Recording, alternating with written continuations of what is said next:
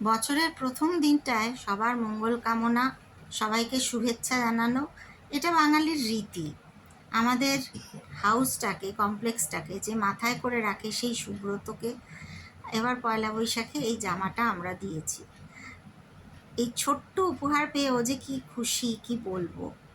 আর আমাদের সঙ্গে থাকে যে টোটো চালক, সেই আসলামকেও আমরা এবার পয়লা বৈশাখে একটা জামা উপহার দিয়েছি।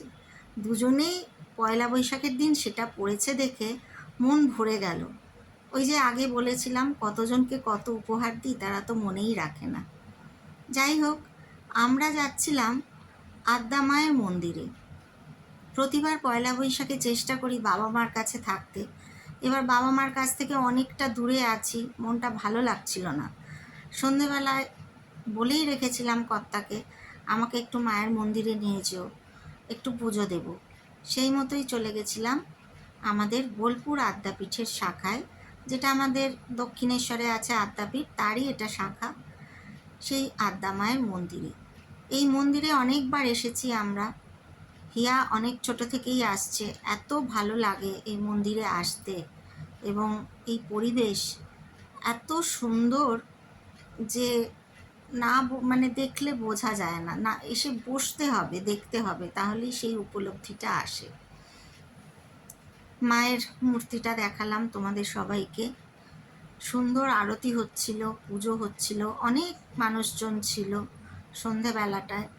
সবাই মাকে পুজো দিয়ে নাম গোত্র বলে এখানে বসছিল এসে বেশ কিছুক্ষণ শান্তি সংসারের থেকে, সারা বছরের জন্যে মায়ের কাছ থেকে শুভকামনা চেয়ে নেওয়া, মাকে প্রণাম জানানো, এটা আমাদের বাঙালিদের একটা নিয়মের মধ্যেই পড়ে।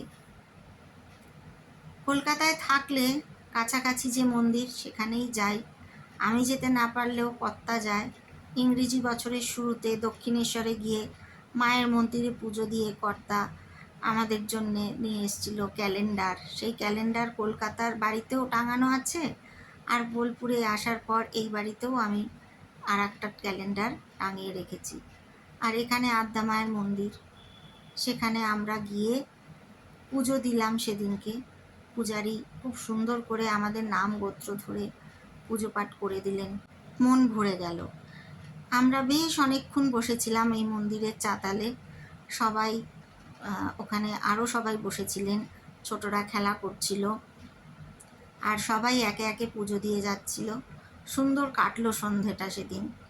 আমাদের আরও কিছু কিছু জায়গায় যাওয়ার ছিল, কিন্তু মনে হচ্ছে যেন উঠতেই ইচ্ছে করছে না। প্রণামীর বাক্সে প্রণামী দিয়ে পাশে ভোলে মহেশ্বর বাবা আছে, তার মন্দির আছে, সেইখানেও পুজো দিলাম। বাবাকে প্রণাম করলেন আমার কর্তামশাই। তারপরে বেশ অনেকক্ষণ বসে ওখানকার মহারাজের সাথে আমার কর্তা দেখা করতে গেলেন, এবং তিনি জানালেন যে অক্ষয় তৃতীয়ার দিনও ওখানে অনুষ্ঠান আছে, আপনারা অবশ্যই আসবেন। যেহেতু সারা বছর পুজো দেওয়া হয়, আমরা অফলাইনে না পারি অনলাইনেও পুজো দিয়েছি, তো সেই কারণে উনি বারবার করে বলে দিলেন অক্ষয় তৃতীয়ার দিন যেতে। সন্ধেবেলায় চেষ্টা করব আর একবার আসার। আসলে আমাদের বাড়ি থেকে এই জায়গাটা বেশ অনেকটাই আসতে হয়, সেই জন্যে সবসময় আসা হয় না, আর আসতে গেলে তো টোটোই ভরসা। আমার যেহেতু শরীরটা খুব একটা মানে সুবিধের নেই, সেই কারণে টোটো করে এত দূর আসতে একটু মানে চিন্তাই হয়। এই যে দেখো ভোলে মহেশ্বর বাবার মন্দির, সেখানে আমার হিয়ার বাবা প্রণাম করলো, এবং খুব সুন্দর এই মন্দিরটাও, খুব সুন্দর, একদম লাগোয়া মায়ের মন্দিরের সাথেই। তো যেটা বলছিলাম, এখন খুব একটা চট করে বেরোতে দিচ্ছে না বাড়ির লোকজন, আমার মেয়ে, আমার কর্তামশাই, সবাই আর কি আমাকে আটকে দিচ্ছে যে না একা একা কোথাও বেরিও না, আর এই টোটোর ঝাঁকুনিটা এখন শরীরের জন্য ভালো না, থাক তুমি বাড়িতেই রেস্ট নাও। তাই অনেক দিন পর বেরোলাম। মেয়েও একটু সাজুগুজু করেছিল আমাদের সাথে, অনেক দিন বাদেই বেরিয়েছি আমরা রাস্তায়।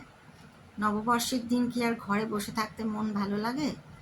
তারপরে মায়ের পায়ের এই পদ্ম ফুল পূজারী ঠাকুর এসে সবার হাতে হাতে দিলেন। এই যে মানে কি বলবো, কি যে ভালো লাগা, মুগ্ধ হয়ে গেলাম।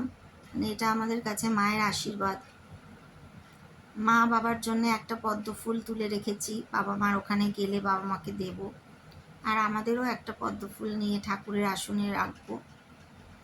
তো সেই পদ্ম ফুল নিয়ে মায়ের মন্দিরে পুজো দিয়ে, ভোলানাথের মন্দিরে পুজো দিয়ে তারপরে বেশ অনেকক্ষণ ওখানে সময় কাটালাম।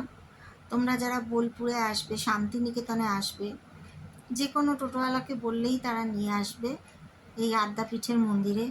কলকাতার আদ্যাপীঠের মন্দিরে যেরকম ভিড় থাকে, বা মানে এখানেও কঙ্কালীতলায় গেলে দেখেছি এখন ভীষণ ভিড়। এখন তো কঙ্কালীতলায় পয়লা বৈশাখ উপলক্ষে একটা মেলা বসেছে, খুব জমজমাট মেলা।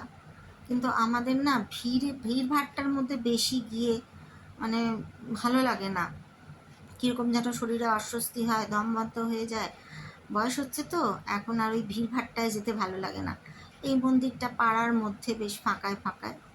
আর আমরা সবাই দেখো পয়লা বৈশাখের নতুন জামা পরে নিয়েছি। হিয়ার বাবাকে এই জামাটা দিয়েছি আমি কিনে।